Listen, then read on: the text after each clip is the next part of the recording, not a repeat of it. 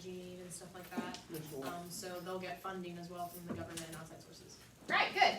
So, and some of the other things that I found when I did a little bit of research was another big factor is, which makes sense now, and I feel like I should have known it, but I didn't, is nonprofit hospitals do not pay taxes. They don't pay property tax, and so their tax status is a big deal because a for-profit hospital has to pay all those taxes.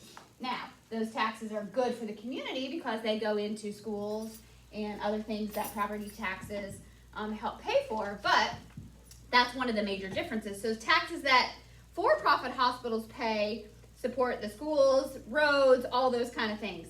So the financial burden of paying taxes on those for-profit hospitals influences their corporate culture because that makes them more cost conscious because they have to worry about, well, we have to pay X amount of dollars in taxes, so we got to make sure that we're bringing in enough money to not only cover all that, but cover our salaries and cover, all the other things that we have to cover. So that makes them be more cost efficient. So because of their need to be cost efficient, their operational disciplines are a little bit more. So they're tighter, their goals are tighter, a for-profit hospital, with those profits. They also have to show their shareholders, because remember we talked about a for-profit hospital not only gets a loan from someone, but they have shareholders, people with a lot of money who have given a lot of money to get that hospital started. Well, do you think they want their money back at some point? Of course, and the goal of being a shareholder in a big for-profit hospital is that you're going to increase your profit or make money.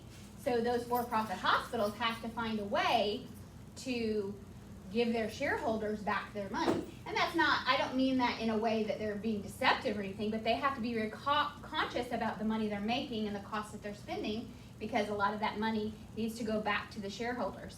Don't for-profit hospitals get like a really bad rep? Yeah, but I read another study, I read several studies actually, that said that, believe it or not, there's more for-profit hospitals in poor communities than there are nonprofit hospitals, which didn't make sense to me, but, so anyway, so financial pressure and accountability for financial performance flows from the top of a for-profit hospital down, and so those people who have jobs like as a CEO or a CFO of a big company like that, they're going to be more worried about making sure that everything's in place and everything is right, because if they don't, they're not going to keep their job for very long, right? So they have performance goals to meet. There's more for-profit hospitals than non-for-profit hospitals, so that's one big difference. And then obviously, when you're talking about a for-profit hospital, they're wanting to do volume because they're wanting to make money. And a non-for-profit hospital actually looks more at value because they're trying to get the most value for the money that they're spending. So those are just a couple of other reasons that I didn't address when we talked earlier that I wanted to share with you guys. Okay. Appreciate you. Yes. So I have finally, and you probably saw them if you looked at your grade book or whatever. I have your quiz, your video grades. You guys did really good. Like, they were really good. I was really impressed. But I did use the rubric, so your grades are reflected in the rubric. And if you didn't use the rubric when you did your project, You're looking at me. Probably I didn't get attention. No. Which gonna make you you could very have upset. points off. But everybody did good still. And I have shared those. Grace and I's With- monotone was amazing. I shared those with Wait, the teachers. what's at the top? It looks like two. Emma and Grace. Two names because there was two people. No, I'm not confused. So if Wow, you guys, that's not- if your I'll take a group, 90. if your group split them up, then each person got their own grade for whichever one you did, if that makes sense. I'll take a 90. I'm fine with that. Grace, I'm blown away by how much you taught in class. Oh. But you guys did a really good job. And Olivia's not here. Oh, I'm gonna take it. Oh no, I'm doing my lesson. I'm gonna take Trying to sneak the I'm gonna take it. That's your Whoa. first warning. I don't get a first warning. Well, because No, you're 'cause not a you're- first year student. Neither you're is class she's three. second year, but you're third year, so you have more expectations. That took you a long time to get there. What if it, how to get it out? Okay, so here's what we're talking about. Lesson 3, HIPAA. So, I want you guys to close your things and pay attention to moi, and then we will go through it together. Okay? So we're going to talk about HIPAA. Anybody want to take a stab at what HIPAA stands for? Come on, you guys are so smart. What do you think the first H is? Oh, Health Information Protection Act? Close. Health. Health insurance, Oh. portability, and accountability act. So health information, or health insurance, portability, and accountability act. So we're going to talk about what HIPAA is. We're going to talk about how HIPAA and high tech, or how high tech affects HIPAA, and we're going to talk about the HIPAA privacy rules. Okay, so we talked about HIPAA. What is HIPAA? It is the Health Information and Portability Act. So, anybody want to guess?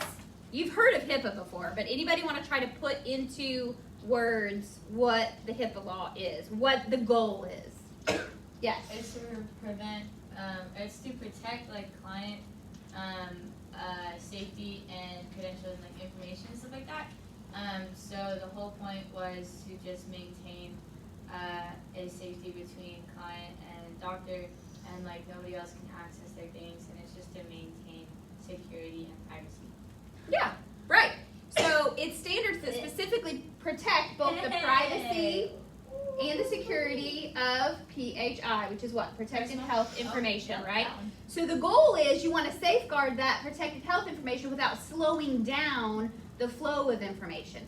So yeah, you can protect it, but when we first saw HIPAA come into play, everybody was so scared that they were going to violate HIPAA, it kind of slowed down that flow of information from one hospital to another. I can remember when HIPAA first came out, having to call other hospitals and try to get records for a patient, or calling from the hospital to the nursing home, because do you think when I have a nursing home patient come into the ER and I'm getting ready to send them back, or I need more information because they sent them to me because something happened to them, let's say a fall, because that's always what happens, they send them for a fall. But that's all I get. Like, I don't get any other information. So if I'm calling the nursing home to get more information, how do they know who I am? How do I know they're going to give me the information? So back in the beginning, everybody was so scared, it was hard to get information. That flow was not good. But truly, when you're calling for continuity of care, or when you're all taking care of the same patient, whether it's the doctor's office or the nursing home or the hospital, that's continuity of care, and you can share that information. So the goal is to safeguard all that information without slowing the flow of it. Okay, so the HITECH Act, remember what the HITECH Act was? It strengthens HIPAA by putting the rules in place and stricter penalties so that there's security and all of that works together. Who remembers, who can give me a brief little bit of what HITECH is? Like, I'm talking like a sentence. Because remember, there was a whole bunch about it, but what's the nitty-gritty of the HITECH Act?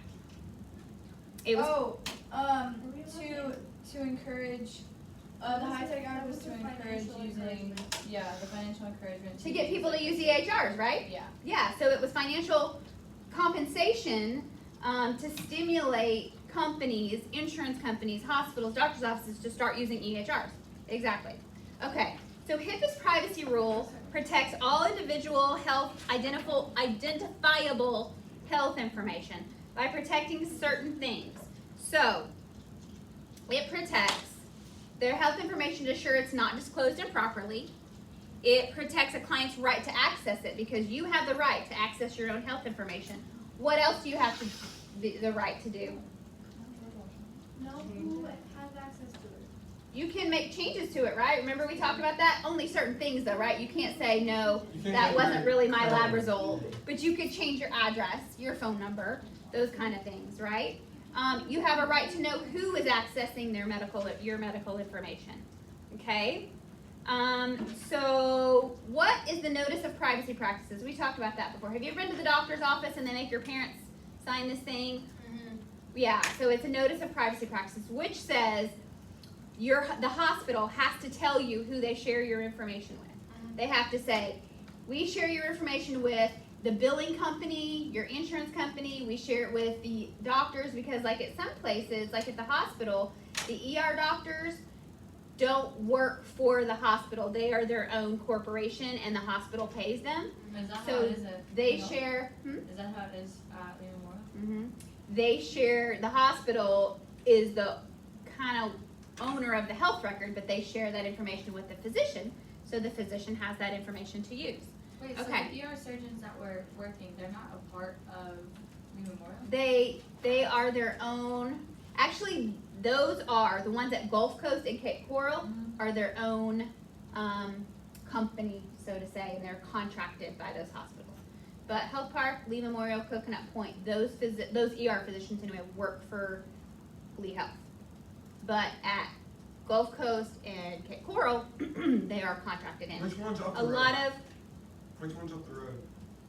right up the road, Yeah. Memorial. like you're going downtown, is Lee Memorial. Yeah, the one over Now, 41 is Lehigh a lot of anesthesiologists, a lot of Sure. surgeons, they are their own, they have their own Yeah. corporation or their own LLC or whatever you call it, and they're not part of. Anesthesiologists It's make no more so on much, Metro. and Okay. I don't understand. What's that?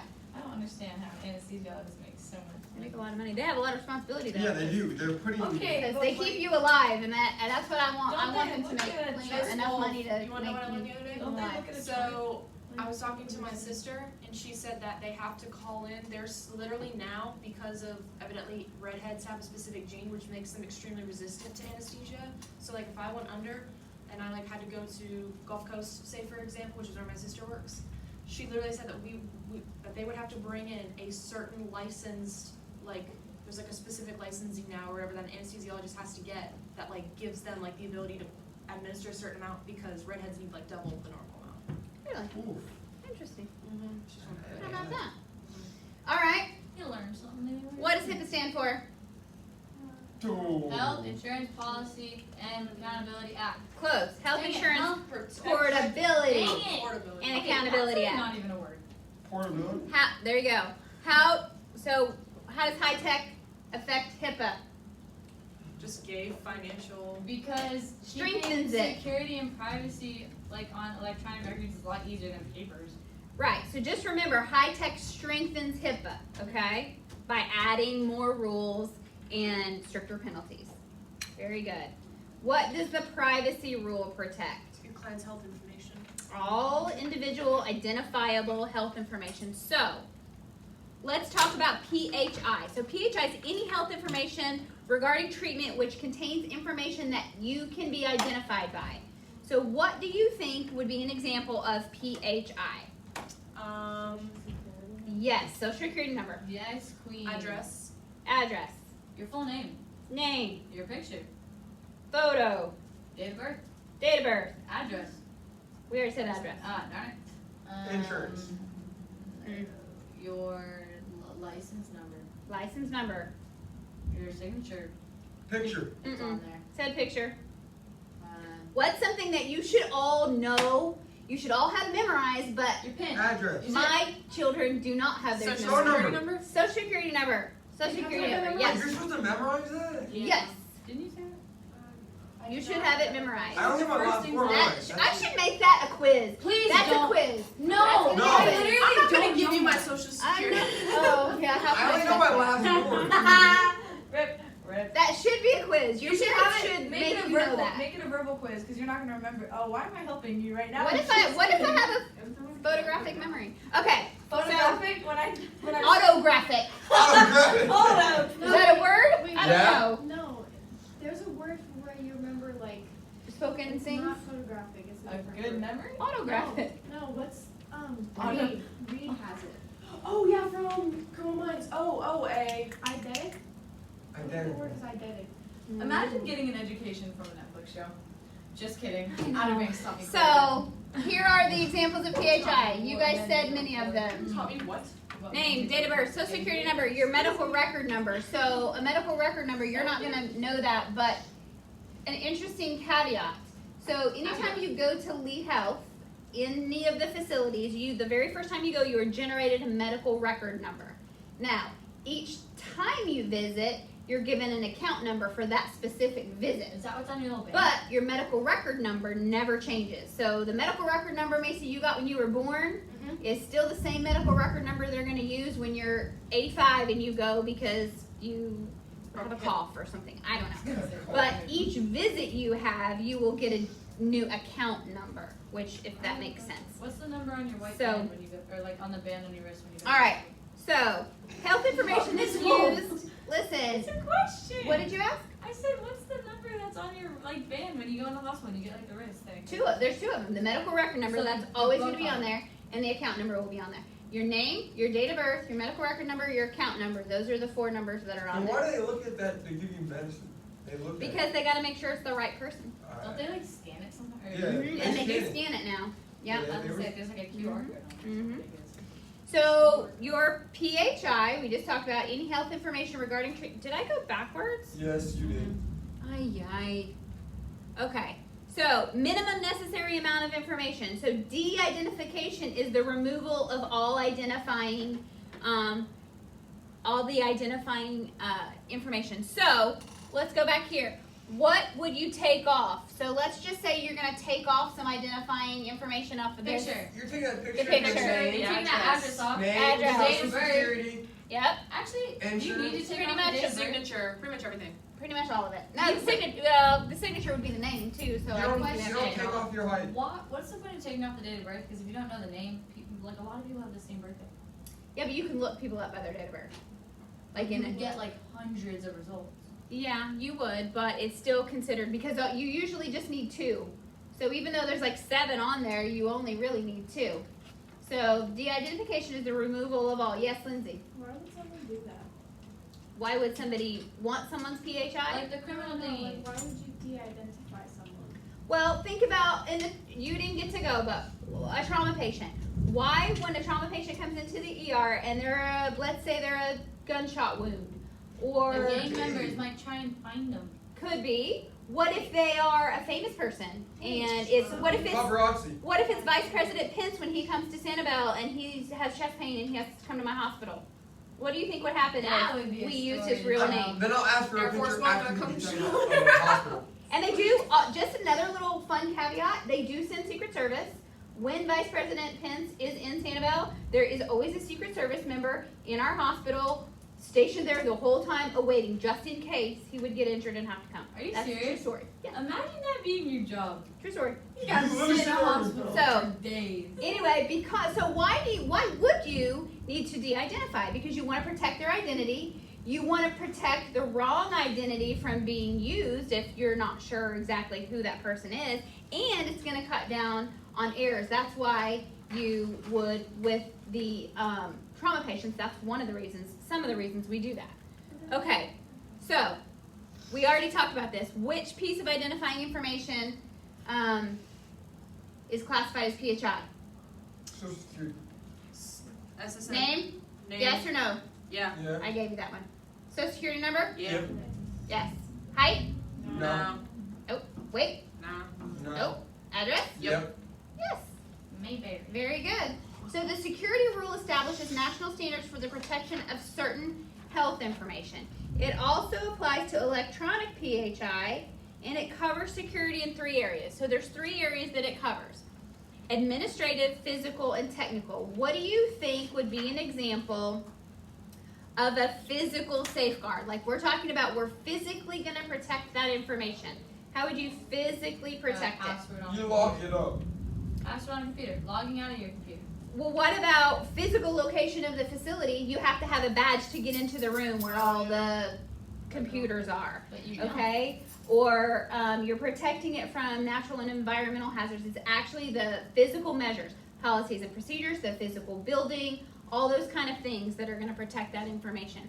What about administrative? That's policies and procedures too, but how your organization, what their rules are to protect that information. Whether that means, you have to change your password every 30 days, or only certain people can access, like I can't access your financial information if you come to the hospital. I can access your lab work and your radiology records, but I can't access your financial information because I don't need to know that. Mhm. But the person who does all the billing, she can access your financial records, but she doesn't need to know your lab work.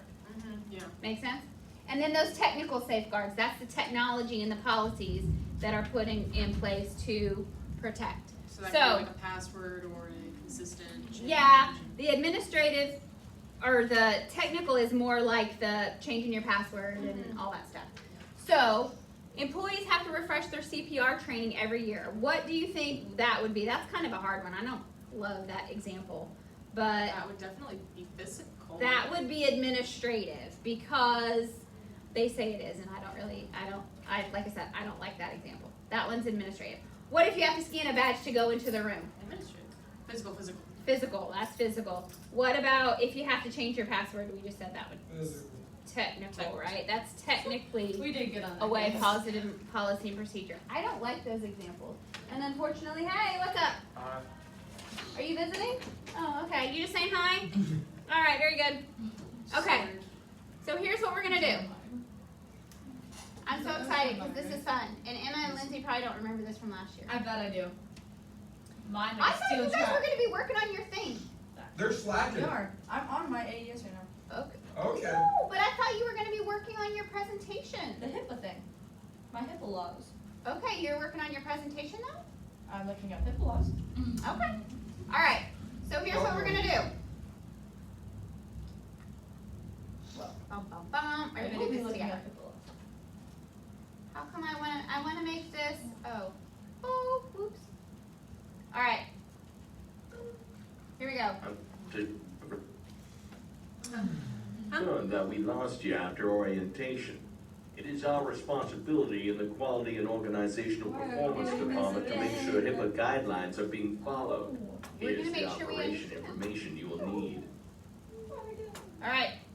I need everybody to pay attention because you guys are You gonna are now answer these part of the questions. operation cleanup. We have 2 days left to find out all of the potential violations happening in the hospital. After that, we will only have 1 week to make corrections and